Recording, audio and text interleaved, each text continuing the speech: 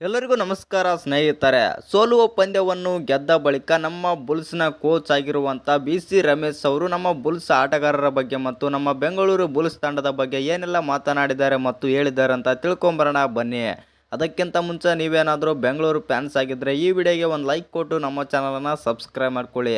ಹಾಗೆ ನಮ್ಮ ಕನ್ನಡಿಗ ಗಣೇಶ್ ಅವರ ಆಟ ಮತ್ತು ಅವರ ಪ್ರದರ್ಶನ ಹೇಗಿತ್ತಂತ ಕಮೆಂಟ್ ಮಾಡೋದನ್ನು ಮರಿಬೇಡಿ. ಇನ್ನು ನಿಮಗೆಲ್ಲ ಗೊತ್ತೇ ಇರ್ಬೋದು, ನಮ್ಮ ಬೆಂಗಳೂರು ಬುಲ್ಸ್ ತಂಡದ್ದು ಬಂದುಬಿಟ್ಟು 31 ಪಾಯಿಂಟ್ ಆಗಿರುತ್ತೆ ಮತ್ತು ತೆಲುಗು ಟೈಟನ್ಸ್ ತಂಡದ್ದು 32 ಪಾಯಿಂಟ್ ಆಗಿರುತ್ತೆ. ಆವಾಗ ಗಣೇಶ್ ಬಿ ಅವರು ಬಂದುಬಿಟ್ಟು ಕೊನೆಯ ರೇಡಲ್ಲಿ ಸೂಪರ್ ರೈಡ್ ಮಾಡುವ ಮೂಲಕ ನಮ್ಮ ಬೆಂಗಳೂರು ಬುಲ್ಸ್ ತಂಡ 2 ಪಾಯಿಂಟ್ಗಳಿಂದ ಗೆಲ್ಲುತ್ತೆ ಅಂತಲೇ ಹೇಳ್ಬೋದು. ಇದರ ಬಗ್ಗೆ ನಮ್ಮ ಬೆಂಗಳೂರಿನ ಕೋಚ್ ಆಗಿರುವಂಥ BC ರಮೇಶ್ ಅವರು ಏನೆಲ್ಲ ಮಾತನಾಡಿದ್ದಾರೆ ಅಂತ ನೋಡೋದಾಯಿತು ಅಂತಂದರೆ, ನಮ್ಮ ಆಟಗಾರರು ಈ ಬಾರಿ ಒಳ್ಳೆಯ ಪ್ರದರ್ಶನ ಕೊಡ್ತಾ ಇದ್ದಾರೆ ಮತ್ತು ಎಲ್ಲ ಆಟಗಾರರು ಕೂಡ ಉತ್ತಮ ಫಾರ್ಮ್ಗೆ ಬಂದಿದ್ದಾರೆ ಮತ್ತು ಒಳ್ಳೆಯ ಆಟವನ್ನಾದರೆ ಆಡ್ತಾ ಇದ್ದಾರೆ. ಈ ಬಾರಿ ನಾವು ಕಪ್ಪು ಹೊಡೆಯೋದರಲ್ಲಿ ಡೌಟೇ ಇಲ್ಲ ಅಂತಂದು BC ರಮೇಶ್ ಅವರು ಪಂದ್ಯ ಮುಗಿದ ಬಳಿಕ ಹೇಳಿದ್ದಾರೆ ಅಂತಲೇ ಹೇಳ್ಬೋದು.